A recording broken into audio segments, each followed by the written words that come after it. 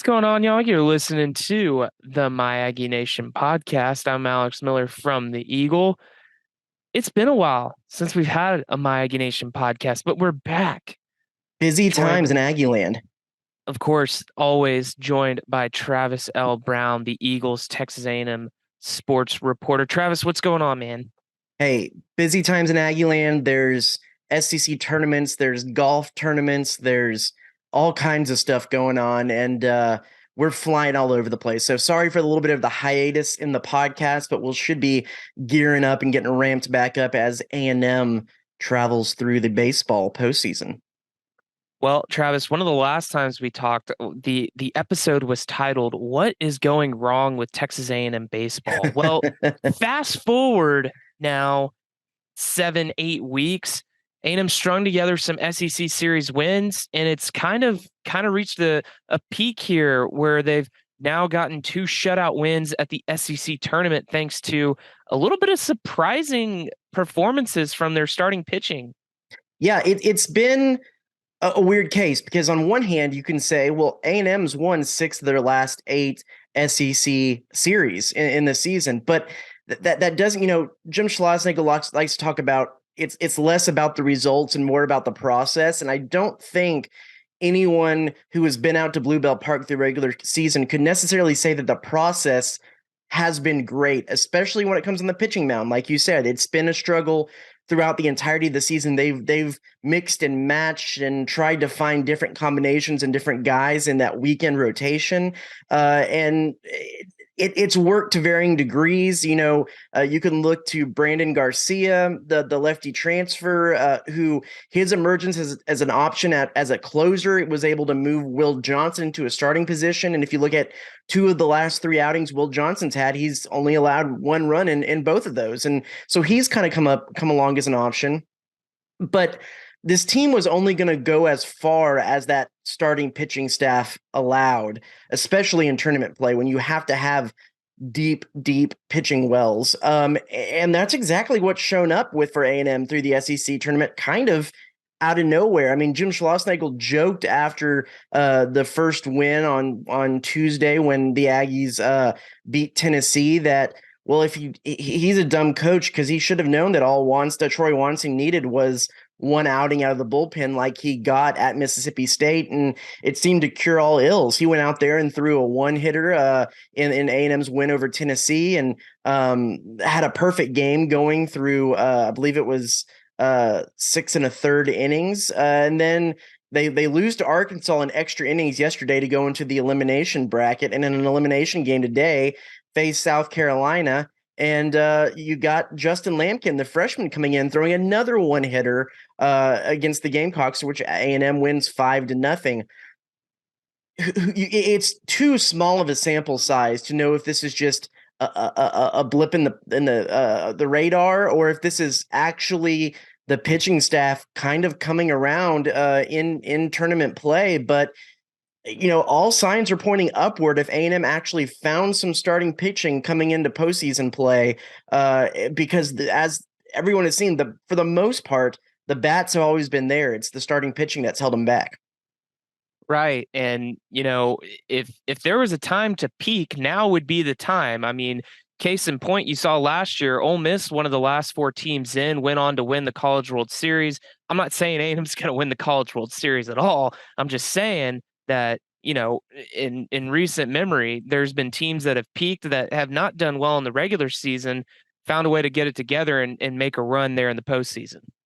Yeah, again, it's going to fall all on those arms, and if Justin Lampkin, if Troy Wansing has put it together, I think a big key is going to be Nathan Detmer. He had a decent outing yesterday against Arkansas, but walked a few too many, has been a little bit up and down. And he's kind of supposed to have been the guy this year. He was the Friday night starter through almost all of the season. And that would be a huge get. I'll be curious to see how Will Johnson does tomorrow. Johnston, does tomorrow against, and we're recording this about midday Thursday, so we don't know who's going to be the loser of Arkansas LSU, who the Aggies will play on Friday. But either way, it'll be interesting to see how he comes out and rolls, because if if he comes out and puts up, you certainly doesn't have to be a one-hit performance, but gets a win, that would be huge for an A&M team that has struggled. I mean, you could even feasibly then roll into a super regional series or regional with Troy Wansing, Justin Lampkin, and Will Johnston, and then have Nathan Detmer as an ace in the hole.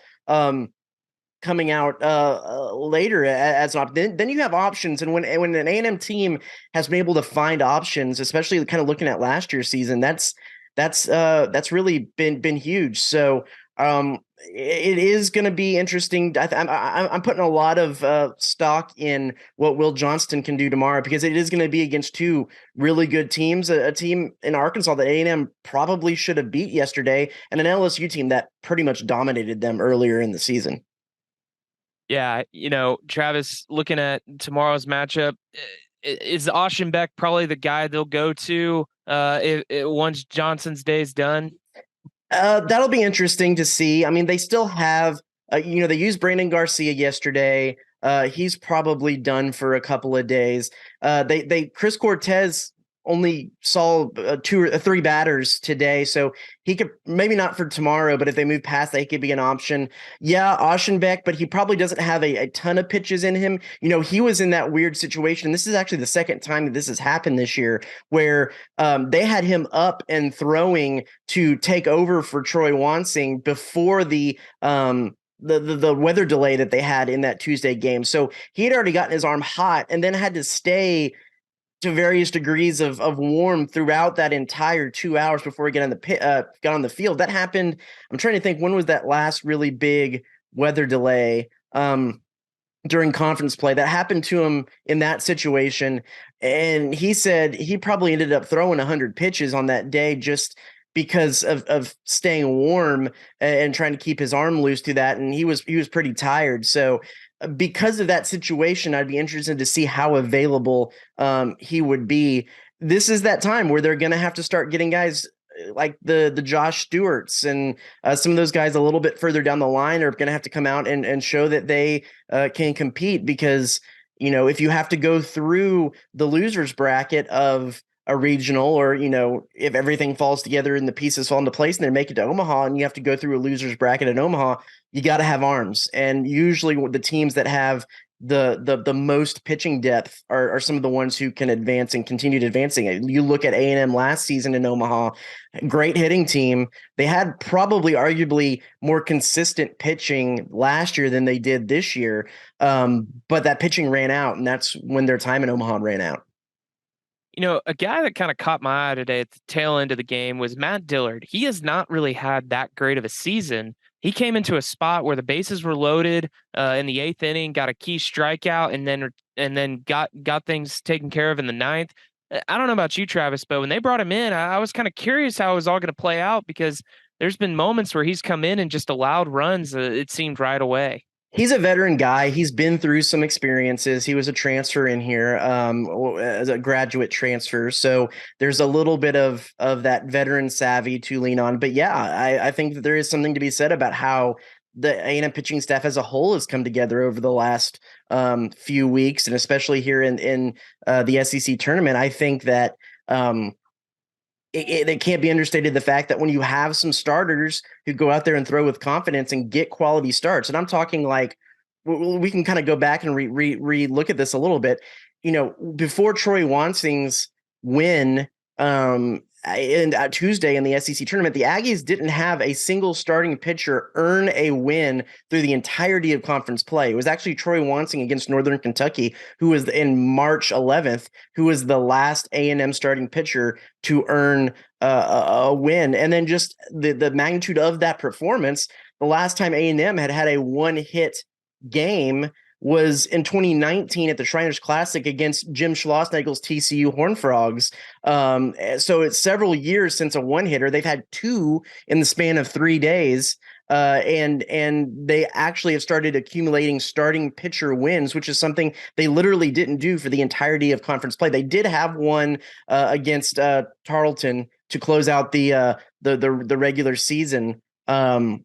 The midweek season at the end of this year. But as far as conference play goes, it was the first all year. Well, Travis, I think coming into the week, it seemed after A&M won the series at Mississippi State that they were going to be on the right side of the bubble. Now that they won two in Hoover, though, A&M seems to be squarely in. They've got no chance of hosting. Where do you see A&M potentially falling on the seed line? Could they work their way up to a two when it's all said and done? If you look at some of the pontificators, I always had A&M in prior to their win Tuesday. I thought they had done enough. The RPI, when you're at 13, 14 wins and your RPI is in the 30s, that it usually is good enough to get you in. I mean, it would have been one of the really rare instances had they not gotten in with those kind of metrics.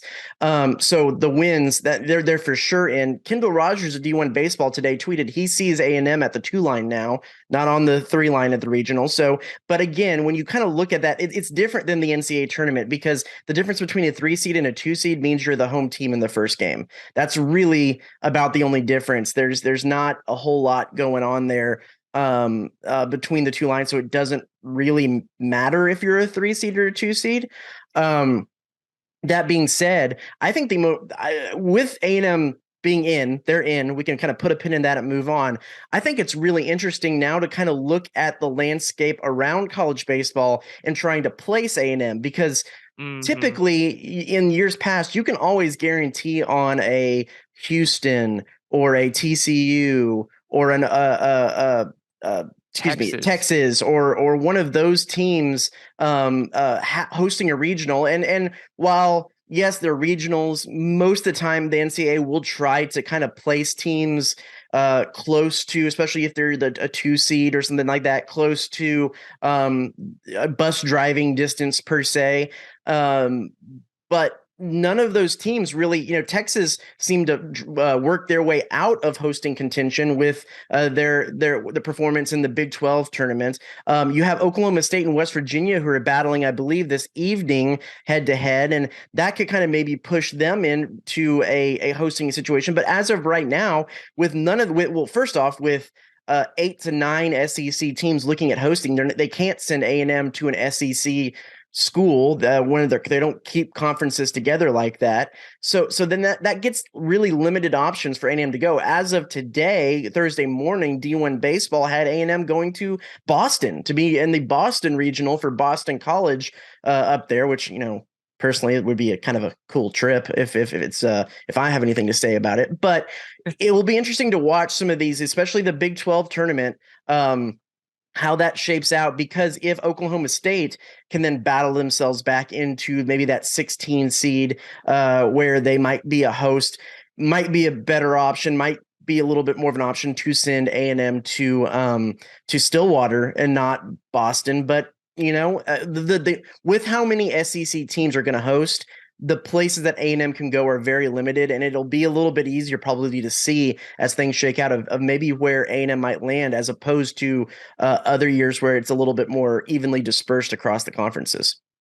Travis, while you were explaining all that, I pulled up West Virginia and Oklahoma State. It's tied at 2-2 in the middle of the 7th. Oklahoma State took a 2-0 lead in the first. West Virginia scored one in the 6th and one in the second to tie it. So you got a close game. You got to think both teams know what's at stake up there. I think they're playing at Globe Life Park in Arlington. Yeah, for sure. A lot of times that those I don't think I've said this multiple times. I don't know if actually on the bubble, off the bubble, those kind of things get affected that much in these conference tournaments, especially when you are in or out in a single elimination early, like in the SEC.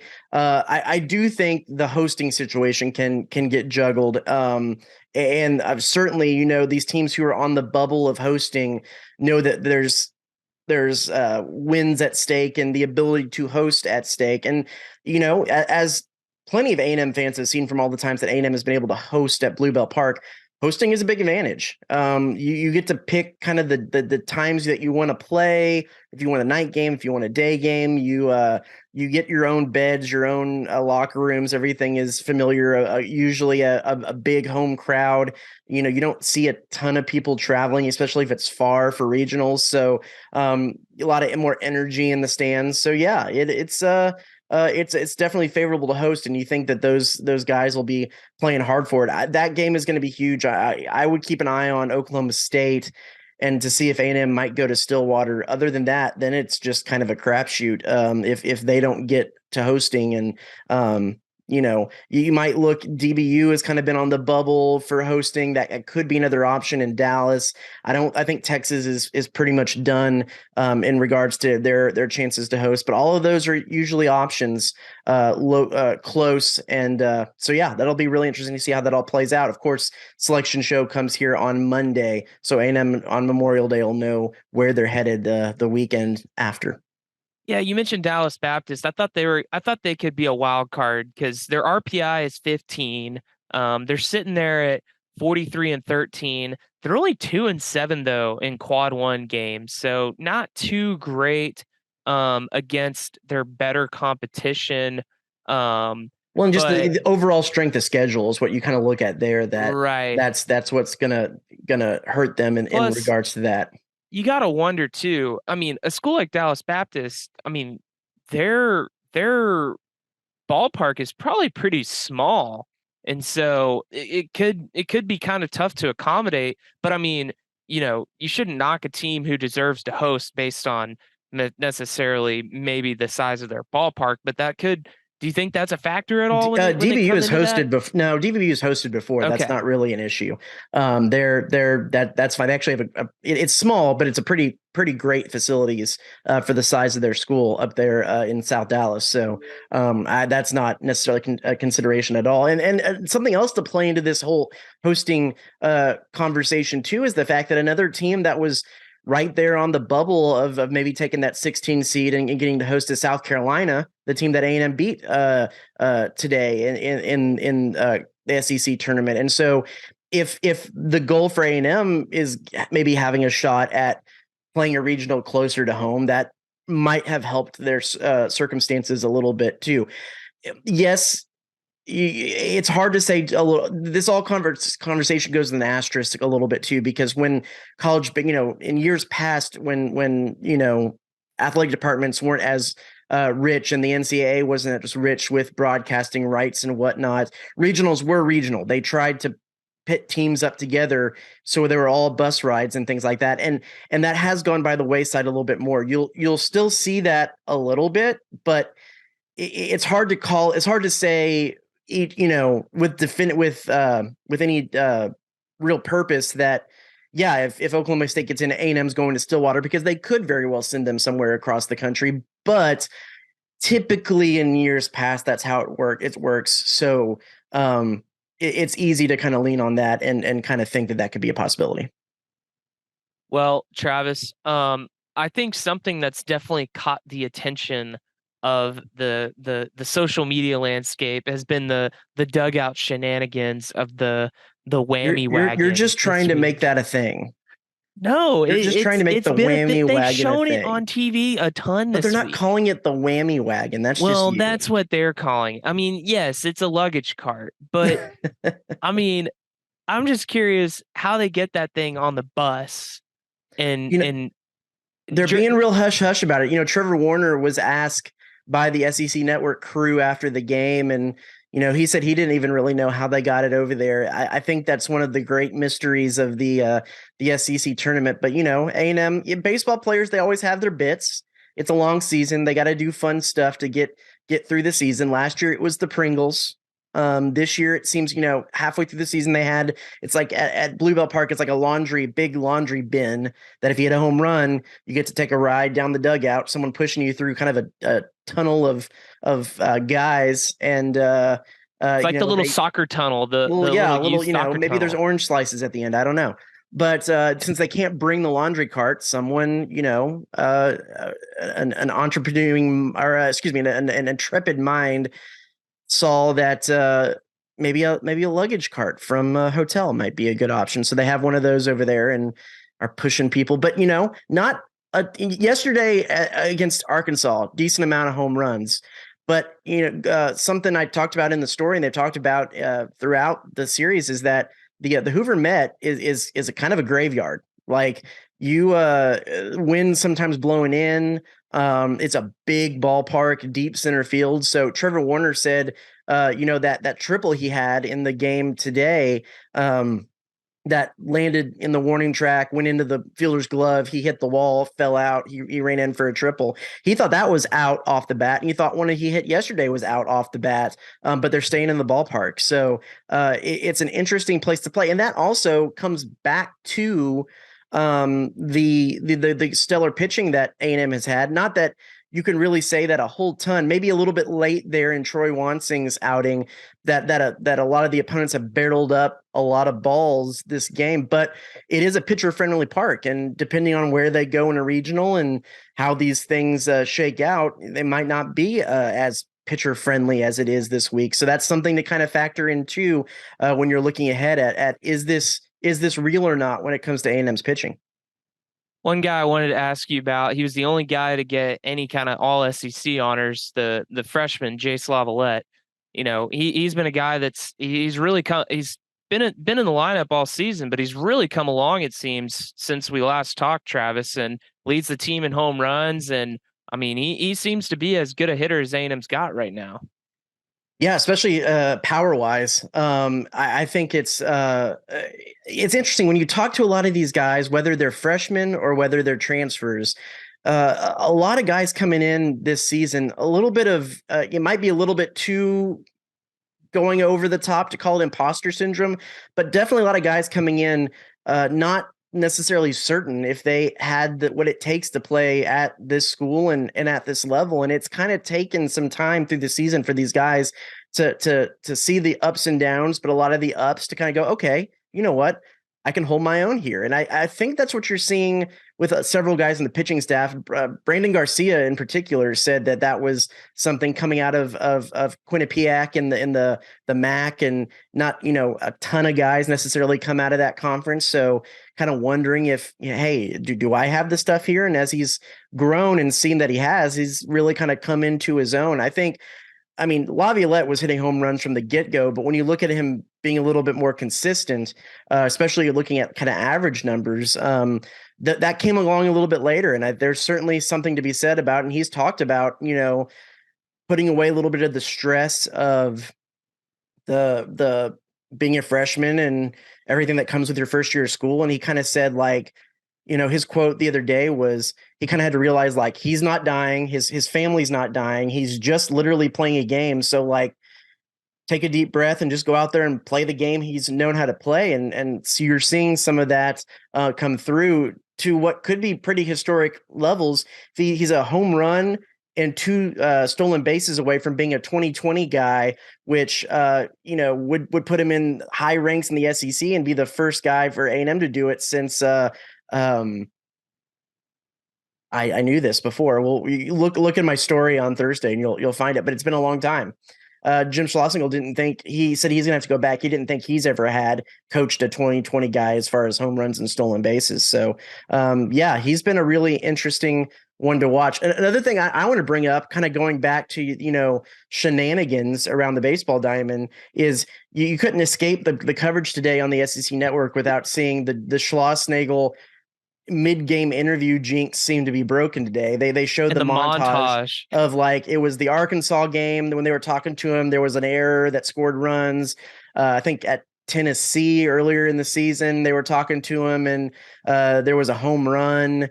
And then you go back to Tuesday, they were talking to him, and Jace Laviolette, who we were just talking about, missed a pretty can of corn fly ball in foul territory and right, just to kind of let it fall because it looked like he might have lost it in something. And Schlossnagel was just like, in playful banter, was just like, I'm done, took the headset off, said, we're not doing this anymore. Well, he goes out there, does his mid-game interview today, and you have a diving catch by Jace Laviolette in right and a diving catch by Jordan Thompson in center. And he's like, you know what? I might stay here a little bit longer. So, okay. Did Jordan Thompson really need to dive for that ball, though? It's hard to tell. I don't know where they were, because you have to look at the alignments for where they were aligned for that hitter to know how far that they had to throw him. Because if you go back and look at the really great catch that the yesterday the Arkansas outfielder made in right center, and it looked like, oh my gosh, he traveled from Mobile all the way over to make that catch, but they had him lined up well into right center for maybe it was Werner. I think was that the one that Werner said he thought he might have hit out. Yeah, he smoked it. Yeah, And that guy made and a great play. so you got you before you judge. I'm not going to judge anybody if they need to dive or not. I need to see where the coach had them lined up for that hitter beforehand. Okay. I don't know, man. It looked like he just wanted to get a little dirty, but make the trainer work to get some stains out the You know, uniform. better to get dirty than to miss the ball. That's true. And he looked cool doing it. So, um, yeah. Well, I think hey, on the 2020 thing though, did the they tried the double steal today and Targac got thrown out at second. Did that not count as a stolen base though for Jace? Oh, it should have. Yeah. Let me I Like, can does that still count as a stolen base? it should, yes. If he well, now you're putting me on the spot. Um That's what I was curious about because I was like, because they had mentioned it on the TV broadcast right before, maybe a couple innings before, how Laviolette was close to reaching that number and just kind of the significance of yeah, it it. doesn't count because I just wanted to make sure they didn't give it to him. It doesn't count because it's kind of like a fielder's choice. They could have Mm, gone to uh third or gone to second. They got the guy that they needed to get, so it's kind of a like a fielder's choice type situation. I see. Well, just wanted to get a little clarification on that. All right, Travis, any closing remarks? Just reminding for all those of you who are listening, we were recording this midday through Thursday, so we won't necessarily know how A&M plays out in the rest of the tournament. But I think the key things to take are A&M for sure is in the SEC. I mean, excuse me, the NCAA tournament. They'll hear their name called on Monday. Uh, and very curious to see how they're going to close out the rest of this SEC tournament with the arms that they have and who's going to step up and if they can kind of continue this role of really good pitching and starting pitching. All right. Well, Travis, thanks as always for the insight. Y'all be sure to check theeagle.com for all of our coverage from the SEC tournament remotely. And looking ahead to next week, we'll have a lot of coverage probably on the NCAA tournament. I think it's also important to say, which we don't say and we should say more. If you like what you're hearing here and you want to support the journalism that we do, be sure to get a digital subscription to the Eagle. Because you can get all of the content, all of this content, and especially if you're listening on our podcast feed, even more on theeagle.com. Get that e-edition, can read through everything great from all the journalists we have in the Eagle newsroom. So be sure to subscribe and download the Eagle app. You can just listen to our soothing podcast voices. You more than me, for sure. All right. For Travis Brown, I'm Alex Miller. This has been another episode of the Aggie Nation Podcast. We'll see you next time.